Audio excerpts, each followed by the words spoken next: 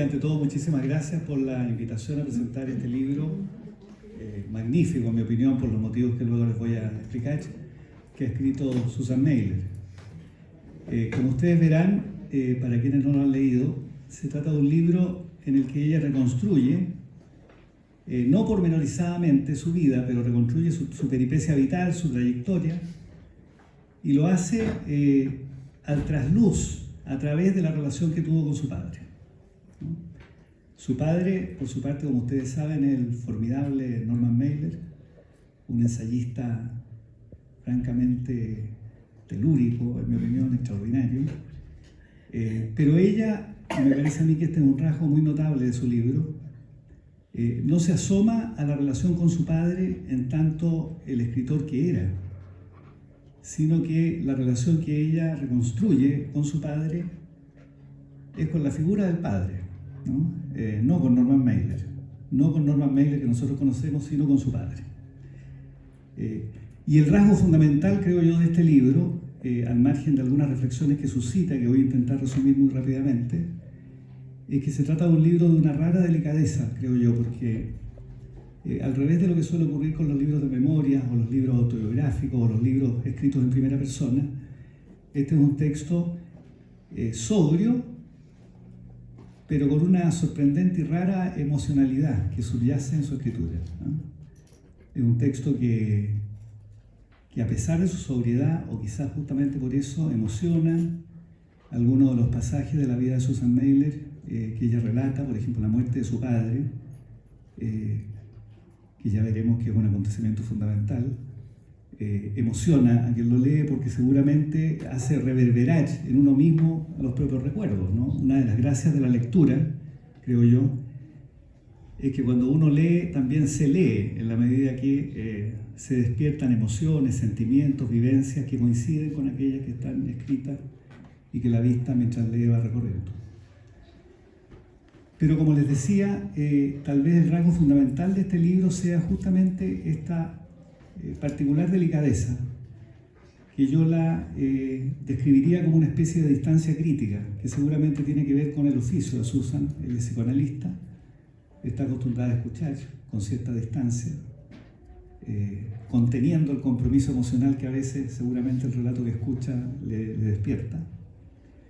Y de alguna manera entonces este libro, en otro lugar, es, diría yo, casi el reverso de un texto de Graham Greene, que yo recordé mientras leía. Graham Greene, entre los varios textos autobiográficos que escribió, hay uno estupendo que se llama Una especie de vida, donde Graham Greene comienza declarando que va a describir, a relatar su infancia. Y dice textual: la voy a contar, dice, tal como la viví, sin ninguna ironía. La palabra ironía la emplea Greene claramente en el sentido clásico, es decir, voy a relatar mi infancia como la viví, sin ninguna distancia frente a ella.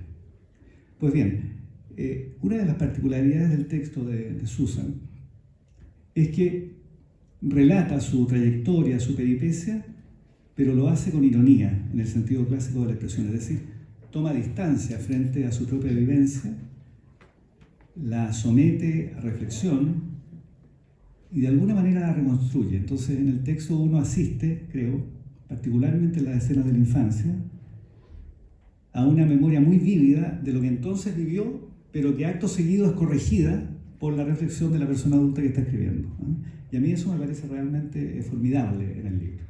El libro está lleno de este gesto escritural, digamos, de asomarse a los meandros de la memoria y al mismo tiempo alejarse de ellos mediante la reflexión, ¿no? Esto me parece realmente brillante, yo creo que es un gesto, digamos, como estilo de escritura autobiográfica realmente importante. Ahora, como suele ocurrir con los libros de esta índole, este en particular desata, creo yo, un conjunto de reflexiones ya más generales a propósito del género literario en el que se inscribe, y quiero brevemente referirme a esto ahora, si les parece. Sí, claro. ¿Cuáles son las reflexiones generales que la lectura de un libro como este desata? Fíjense, la primera de todas, diría yo, es que lleva a pensar en el lugar que la narración posee en la condición humana, ¿no? Como ustedes saben, los filósofos han intentado permanentemente definir a los seres humanos con fórmulas breves, con fórmulas fulgurantes, que capturen, por decirlo así, su condición en un par de frases, ¿no? Pero tal vez la mejor de todas sea una que alguna vez formuló Lacan, ¿no? El hombre es un animal narrador, es un sujeto que no puede estar sin contar historias, sin narrar, ¿no? Y de alguna manera este libro, creo yo, el ejercicio de memoria que hace Susan, es un intento por presentarse ante sí misma. Pero en este esfuerzo de presentarse ante sí misma, lo puede hacer de la única manera que los seres humanos somos capaces cuando nos presentamos frente a otros, que es narrar, que es contar una historia, ¿no? Si usted pregunta qué es un planeta, usted puede definir un planeta en términos relativamente sencillos. Lo mismo si pregunta, no sé, qué es una montaña, qué es una silla. Pero si usted pregunta quién es Cervantes, por dar un ejemplo, usted tiene que contar lo que Cervantes hizo para saber quién es Cervantes. Y si usted me pregunta a mí quién soy yo tendría que contarle las cosas que he hecho o que no he hecho. Y Susan entonces, cuando narra lo que ella hizo, en realidad se está, por decirlo así, definiendo, se está identificando, se está esculpiendo en palabras a sí misma, ¿no? Y esta idea, creo yo, es propia de la buena escritura autobiográfica, ¿no? O sea, la idea que narrar es narrarse, ¿no? Esto, por supuesto, tiene muchísimo que ver con el oficio. Yo creo que este libro es un libro infectado, en el buen sentido de la expresión, ¿no?, del oficio analítico, ¿no? El oficio analítico, como ustedes saben, es la cura por la palabra, y yo creo que este es un ejercicio prácticamente de autoanálisis, ¿no?, en buena parte de su pasaje. Esta es una primera cuestión: el lugar de la narración en la condición humana. La segunda cuestión que este libro me despierta es el lugar de la ficción en la condición humana, ¿no? Valle Inclán, el gran escritor español que murió el 36, o sea, cuando comenzó la guerra civil, tiene una frase estupenda en uno de sus ensayos. Dice: las cosas no son como las vivimos, sino como las recordamos, ¿no? Y de alguna manera, entonces, lo que dice Valle Inclán es que cuando hacemos memoria, cuando recordamos, cuando narramos, cuando, como lo hace Susan, recuerda las escenas con su padre, los temores que experimentaba cuando se alejaba, el terror que se insinuó en ella al ver las corridas de toros, etc. Bueno, cuando ella recuerda, en realidad está también, de alguna manera, inevitablemente haciendo ficción, ¿no? Porque la memoria, no es cierto que hacer memoria consista en hurgar en el baúl de los recuerdos y encontrar prístino un hecho que ocurrió y traerlo, ¿verdad?, en el túnel del tiempo hasta el presente. Eso no es cierto. Recordar consiste en inventar, en algún sentido, ¿no? Inevitablemente, cuando recordamos, inventamos, porque reconstruimos aquello que sabemos ocurrió a la luz de las coordenadas de sentido que hoy día nos constituyen, ¿no? Desde este punto de vista, toda memoria, y la memoria de Susan, desde luego, es contemporánea, es la memoria de ella hoy, ¿no? Es lo que ella es hoy. Y a través de lo que soy, su peripecia vital fue reconstruida, ¿no? Pero entonces, hay algo de ficto en cualquier escritura autobiográfica, ¿no? No solo se trata del lugar de la narración en la condición humana, sino se trata del lugar de la ficción en la condición humana, ¿no? Freud, como ustedes saben bien, decía que los seres humanos somos todos neuróticos. El ser humano es un animal neurótico, ¿no? Y todo neurótico tiene una novela familiar. Es decir, se narra a sí mismo e intenta componer aquello que lo estructuró como persona, y ese es el género autobiográfico que con gran brillo, creo yo, gran talento, Susan ha desplegado. La tercera cuestión que yo agregaría a la narración y al tema del lugar de la ficción en la condición humana, pero esto es más breve, es la cuestión del padre, ¿no? Porque no es verdad que este libro, o sea, si alguien se asoma a este libro para saber de Norman Mailer, está totalmente equivocado. No. Este libro es sobre el lugar del padre, fuera quien fuera el padre, en la vida de Susan, que es distinto, ¿verdad? Y esto recuerda, yo lo recordé así flagrantemente al leer al final del libro, un cuento de Borges, Emma Suns, no sé si lo recuerdan, pero en ese cuento Emma recibe una carta donde le anuncian que su padre ha muerto.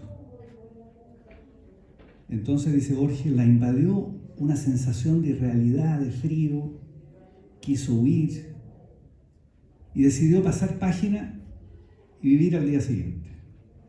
Pronto, dice Borges, se equivocó y se dio cuenta que la muerte de su padre era lo único que le había sucedido en la vida. Y yo creo que esto es efectivamente así. Yo leo esas páginas finales de este libro estupendo, un libro con una emoción muy contenida. Al final, en el momento de la muerte, prácticamente esa emoción no logra ser ocultada, digamos, ¿eh? El texto transpira emoción, a pesar de la contención de una persona entrenada, que Susan se esfuerza en... ¿no? Pero evidentemente lo de Masunz, o sea, a ella le ha ocurrido una cosa importante en la vida, la muerte de su padre, como a todos por lo demás, digamos, ¿no? ¿Verdad? El lugar del padre en la condición humana es una cuestión fundamental, sobre todo para una mujer. El lugar de la narración en la condición humana, el tema de la ficción, bueno, el tema del padre, está también la cuestión del lenguaje. Por eso este texto a mí me parece tan rico. Yo creo que está pendiente, frente a este libro, hacer no una crítica literaria, o más bien, hacer una crítica literaria en el sentido que la estoy intentando hacer ahora, porque es un libro lleno de reverberaciones teóricas respecto de la condición humana. O sea, un libro realmente que merece, digamos, un gran ensayo, creo yo, ¿eh? Y es el tema del lenguaje, porque el libro, de ahí el nombre, en otro lugar, muestra que Susan ha vivido en dos mundos, ¿no? En dos mundos. Y frente a la pregunta, bueno, ¿pero por qué? Bueno, porque es bilingüe, y es bilingüe en el sentido más profundo de la expresión. ¿Pero qué significa esto? Bueno, esto lo que significa es que el lenguaje no es un instrumento de comunicación, ¿verdad? Solemos creer que el lenguaje es un instrumento por el cual decimos algo a otras personas. No, el lenguaje es, por decirlo así, un mundo coagulado, un mundo en el que uno se forma y en cuyo interior configura su propia individualidad, ¿no? Cuando hablamos español, decimos algunas cosas, pero todos quienes entendemos español, damos por supuesta otras muchas cosas, ¿verdad? Hablar una lengua no consiste en entenderse hablando. Hablar una lengua consiste en entenderse con sobreentendidos, digamos, ¿verdad? ¿Y esto por qué? Bueno, porque la lengua es portadora de una suma de prejuicios, preconcepciones del mundo, ideas del ser humano, sentidos del tiempo, que configuran esto que llamamos mundo, horizonte de sentido en cuyo interior nos constituimos. Entonces, tener dos lenguas maternas en el sentido analítico de la expresión, como en el caso de Susan, soñar en dos lenguas, etc., es vivir en dos mundos. Y esto es exactamente, creo yo, lo que el libro lo trata muy bien, ¿verdad? Vivir en otro lugar, sentirse siempre descentrada, siempre descentrada. ¿Por qué? Bueno, porque siempre hay otro mundo al cual puedo referir aquel en el que me encuentro. Y en consecuencia, vivir la vida en actitud natural, puramente y reflexiva, es muy difícil cuando se vive en dos mundos, digamos, simultáneamente.